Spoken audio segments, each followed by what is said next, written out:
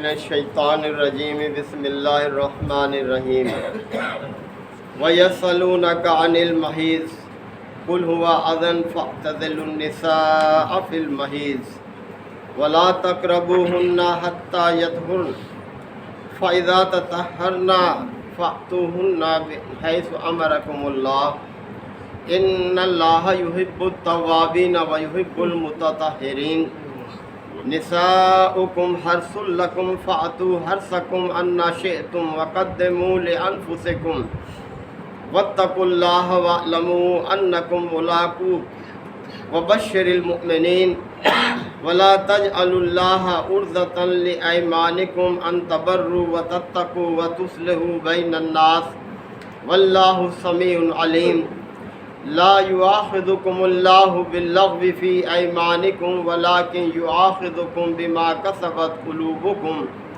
واللہ غفور حلیم صدق اللہ مولانا العظیم۔ سورہ البقرہ کی یہ 28ویں رکوع کی ابتدائی آیات ہیں۔ اللہ تعالیٰ اہل ایمان کو مختلف قسم کی ہدایات سے ہمکنار کر رہے ہیں۔ اللہ ہی کا یہ مقام اور مرتبہ ہے کہ وہ اپنے بندوں کے لیے احکامات تجویز فرمائیں، اور بندوں کی یہ ذمہ داری ہے کہ وہ ان ہدایات کی پیروی کریں، ان کی نافرمانی سے اپنے آپ کو محفوظ رکھیں۔ دو باتیں اس آیت میں اللہ تعالیٰ نے بیان فرمائی ہیں۔ پہلی یہ کہ وَيَسْأَلُونَكَ عَنِ الْمَحِيضِ، لوگ آپ سے حیض کے بارے میں سوال کرتے ہیں۔ قل، اے نبی صلی اللہ علیہ وسلم آپ فرما دیں، ہوا اذن، یہ گندگی کی حالت ہے۔ فَاعْتَزِلُوا النِّسَاءَ فِي الْمَحِيضِ، لہذا حیض کے دوران عورتوں سے دور رہو۔ وَلَا تَقْرَبُوهُنَّ، اور ان کے قریب نہ جاؤ، حَتَّى يَطْهُرْنَ، جب تک کہ وہ پاک صاف نہ ہو جائیں۔ تو اللہ تعالیٰ نے عورتوں کے حوالے سے خاص دنوں میں ان سے اس تعلق سے دور رہنے کی تاکید فرمائی ہے جو نکاح کے ذریعے سے حلال ہو جاتا ہے۔ اس حالت میں عورت بیماری کے زیادہ قریب ہوتی ہے، یعنی صحت کے مقابلے میں اس کی جو کیفیت ہے وہ ایک بیماری کی سی کیفیت ہوتی ہے۔ لہذا اللہ تعالیٰ نے ان دنوں میں اپنی عورتوں کے حوالے سے رہنمائی فرمائی ہے۔ زمانہ جاہلیت میں لوگ طرح طرح سے رویہ اختیار کرتے تھے کہ ان دنوں میں اپنی بیویوں کے ہاتھ سے پانی نہیں پیتے تھے، ان سے کھانا تیار نہیں کراتے تھے، ایک جگہ بیٹھ کر ان کے ساتھ کھانے سے پرہیز کرتے تھے۔ تو یہ سب باتیں فضول ہیں، ان چیزوں کی کوئی ممانعت نہیں ہے۔ یعنی ان سے ہاتھ سے پانی پینا، ان کا پکایا ہوا کھانا استعمال کرنا یا ان کے قریب بیٹھ کر بات چیت کرنا، اس میں کوئی مذائقہ نہیں ہے۔ صرف ایک ہی چیز سے روکا گیا ہے اور وہ ہے مباشرت، یعنی ان دنوں میں تم ان سے پرہیز کرو، دور رہو۔ اور پھر فَإِذَا تَطَهَّرْنَ، جب وہ پاک صاف ہو جائیں، فَأْتُوهُنَّ مِنْ حَيْثُ أَمَرَكُمُ اللَّهُ، تو پھر ان کے پاس آؤ جیسے اللہ نے تمہیں حکم دیا ہے۔ حکم سے مراد یہ کوئی شرعی حکم نہیں، بلکہ وہ ایک جبلی حکم ہے جو ہر جانور میں اور انسان میں اللہ تعالیٰ نے رکھا ہے کہ جو تعلق کی اس کے اندر ایک تڑپ ہوتی ہے یا جو اس کی خواہش ہوتی ہے، اس کی طرف اشارہ ہے۔ ان اللہ یحب التوابین ویحب المتطہرین، اللہ تعالیٰ ان لوگوں کو پسند کرتا ہے جو توبہ کرنے والے ہیں اور جو پاک صاف رہنا پسند کرتے ہیں۔ یعنی پاکیزگی اللہ کی صفت ہے، اور اللہ تعالیٰ یہ چاہتا ہے کہ انسان بھی پاکیزگی کو حاصل کرے۔ نساؤکم حرث لکم، اب اور مزید فرمایا کہ تمہاری بیویاں تمہاری کھیتیاں ہیں۔ فاتو حرثکم انا شئتم، پس تم جس طرح چاہو اپنی کھیتیوں میں آؤ۔ اب دیکھیں یہاں ایک خاص حوالے سے تعلق کو بیان کیا ہے کہ جس طرح ایک کسان کا اپنی کھیتی سے تعلق ہوتا ہے، اسی طرح تمہارا تعلق اپنی بیویوں سے ہے۔ کسان اپنی کھیتی میں محض سیر و تفریح کے لیے نہیں جاتا، بلکہ اس سے پیداوار اور فصل حاصل کرنے کے لیے جاتا ہے۔ لہذا تمہاری بھی یہی سوچ اور فکر ہونی چاہیے کہ تمہیں اپنی اس کھیتی سے پیداوار حاصل کرنی ہے، یعنی تمہیں اپنی جگہ وہ افراد حاصل کرنے کی کوشش کرنی ہے جو تمہارے بعد موجود ہو، یعنی ایک سلسلہ قائم رہے آگے۔ تو اس لیے فرمایا ہے کہ تمہاری بیویاں تمہاری کھیتی ہیں، پس تم جس طرح چاہو اپنی کھیتیوں میں آؤ۔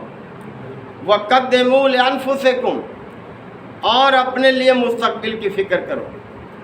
یہاں دونوں مفہوم مراد ہیں مستقبل کی فکر سے، کہ تمہارے رخصت ہونے سے پہلے، یعنی اس دنیا کو چھوڑنے سے پہلے تمہارے جانشین موجود ہوں، اور دوسرا یہ بھی ہے کہ جو نسل تمہارے ذریعے سے وجود میں آئے اس کی اخلاقی تربیت اور اصلاح کرو، تاکہ اچھے جانشین تمہارے موجود ہوں تمہارے بعد۔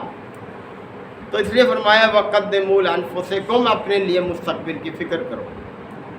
وَاتَّقُوا اللَّهَ، اور اللہ کی نافرمانی سے بچو، اللہ کا تقوی اختیار کرو۔ وَاعْلَمُوا أَنَّكُمْ مُلَاقُوهُ، اور یاد رکھو، اس بات کو خوب اچھی طرح سے جان لو کہ بالآخر تمہیں ایک دن اس سے ملنا ہے، یعنی اللہ سے ملاقات ایک طے شدہ امر ہے۔ تمہیں ایک دن ضرور اپنے رب کے سامنے حاضر ہو کر اپنے رب سے ملاقات کرنی ہے، تو وہ ملاقات اچھی ہونی چاہیے، اچھے نتیجے کو سامنے لانے والی ہونی چاہیے۔ اسی میں تمہاری خیر ہے، بھلائی ہے، کامیابی ہے، لہذا اچھی ملاقات کی تیاری کرو۔ وَبَشِّرِ الْمُؤْمِنِينَ، اور اے نبی صلی اللہ علیہ وسلم جو لوگ آپ کی بات مانیں انہیں اچھے انجام کی خوشخبری دے دو، یعنی جو ایمان لے آئے آپ کی اس دعوت پر جو آپ کے ذریعے سے ہم دے رہے ہیں، انہیں خوشخبری دے دو۔ اب ایک اور چیز کی طرف توجہ دلائی ہے، فرمایا وَلَا تَجْعَلُوا اللَّهَ عُرْضَةً لِأَيْمَانِكُمْ، اور اللہ کے نام کی قسموں کو تم اس مقصد کے لیے استعمال نہ کرو۔ قسم بعض لوگوں کا تکیہ کلام ہوتا ہے، اور بعض لوگ کسی کام سے باز رہنے کے لیے دل کے پختہ ارادے سے قسم کھاتے ہیں۔ تو اللہ تعالیٰ نے دونوں کے حوالے سے بات کی ہے، فرمایا کہ وَلَا تَجْعَلُوا اللَّهَ عُرْضَةً لِأَيْمَانِكُمْ، تم اللہ کے نام کو ایسی قسموں کے لیے استعمال نہ کرو، ان تبروا وتتقوا وتصلحوا بین الناس، کہ تم لوگوں کے درمیان بھلائی کرنے سے، تقوی سے اور اصلاح کے کاموں سے باز رہو۔ یعنی ایسی قسم یہ فضول قسم ہے کہ انسان ایسی قسم کھا لے کہ جس کی بنیاد پر وہ لوگوں کے درمیان اصلاح سے اپنے آپ کو روک لے، تقوی سے روکے، بھلائی کرنے سے روکے۔ یعنی کوئی شخص ایسی قسم کھائے کہ میں آئندہ فلاں کی مدد نہیں کروں گا، یہ بے مقصد قسم ہے۔ یا یہ کہ میں آئندہ جو ہے ساری رات کبھی سوؤں گا نہیں، ہمیشہ عبادت کرتا رہوں گا، یہ فضول قسم ہے اس قسم کی۔ تو اللہ تعالیٰ نے فرمایا کہ تم اللہ کے نام کو ایسی قسموں کے لیے استعمال نہ کرو کہ جن کا مقصد بھلائی کے کاموں سے اپنے آپ کو روکنا ہو، تقوی کے کاموں سے اور لوگوں کی اصلاح سے روکنا جس سے مقصود ہو۔ واللہ سمیع علیم، اور اللہ تعالیٰ سننے والا اور جاننے والا ہے۔ لا یؤاخذکم اللہ باللغو فی ایمانکم، اللہ ایسی قسموں کے بارے میں تمہارا مواخذہ نہیں کرتا جو تم بے مقصد لفظ قسم کی قسمیں کھا لیتے ہو، ان پر تمہارا کوئی مواخذہ نہیں کرتا۔ وَلَٰكِن يُؤَاخِذُكُم بِمَا كَسَبَتْ قُلُوبُكُم، لیکن جو قسمیں تم پختہ ارادے سے کھاتے ہو وہ اس پر ضرور تمہارا مواخذہ کرے گا۔ اب دیکھیں، قسم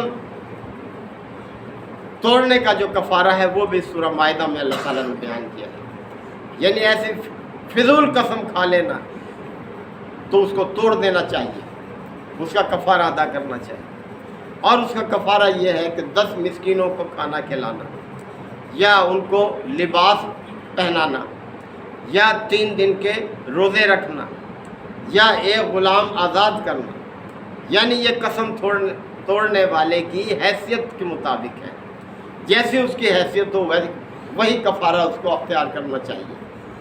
تو اس لیے فرمایا جا رہا ہے کہ اللہ تعالیٰ ایسی قسموں پر تمہارا مواخذہ نہیں کرتا جو بلا ارادہ تم کھاتے ہو۔ بعض اور لوگوں کی عادت ہوتی ہے کہ اللہ کی قسم اور ایسی بات کرتے ہیں، لیکن پختہ ارادے سے جو قسم کھائی جائے بالارادہ تو اس پر اللہ تعالیٰ ضرور مواخذہ کرتا ہے کہ ایسی بے مقصد قسمیں نہیں کھانی چاہیے۔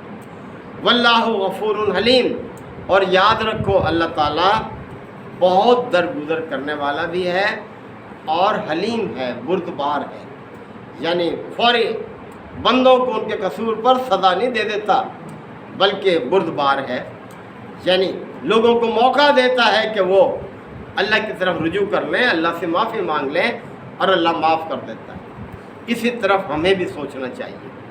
ہم بھی بہت جلدی کرتے ہیں بعض اوقات، جب کسی سے ناراض ہوتے ہیں، کوئی ہماری منشا کے مطابق کے خلاف اگر کوئی کام کر دے تو ہم اس کے ساتھ اظہار ناپسندیدگی کرتے ہیں۔ تو اس میں دونوں پہلو ہمیں پیش نظر رکھنے چاہیے کہ درگزر سے بھی کام لیں اور بردباری بھی اختیار کریں۔ یہ تاکید ہے ہم سب کے لیے کہ وَتَخَلَّقُوا بِأَخْلَاقِ اللَّهِ، اپنے اخلاق اللہ کے اخلاق کی بنیاد پر استوار کرو۔ اللہ عالی اخلاق کا مالک ہے، لہذا تمہیں بھی اخلاق کے معاملے میں اپنے آپ کو بہتر رویے پر رکھنا چاہیے۔ اللہ تعالیٰ ہم سب کو آیات کو سمجھنے کے عمل کی توفیق عطا فرمائے۔ وآخر دعوانا الحمد للہ وکفیٰ وسلام علی عبادہ الذین اصطفیٰ۔ ربنا آتنا فی الدنیا حسنہ وفی الآخرۃ حسنہ وقنا عذاب النار وادخلنا الجنۃ مع الابرار یا عزیز یا غفار یا رب العالمین۔ ربنا لا تؤاخذنا ان نسینا او اخطانا ربنا ولا تحمل علینا اصرا كما حملته على الذين من قبلنا ربنا ولا تحملنا ما لا طاقة لنا به واعف عنا واغفر لنا وارحمنا انت مولانا فانصرنا على القوم الكافرين یا شافی الامراض اشف مرضانا ومرضى المسلمين یا قاضی الحاجات اقض حاجاتنا وحاجات المسلمين اللهم اعز الاسلام والمسلمين اللهم دمر اعداء الدين ربنا تقبل منا انك انت السميع العليم وتب علينا انك انت التواب الرحيم صلی اللہ تعالی علی خیر خلقہ محمد وآلہ وصحبہ اجمعین۔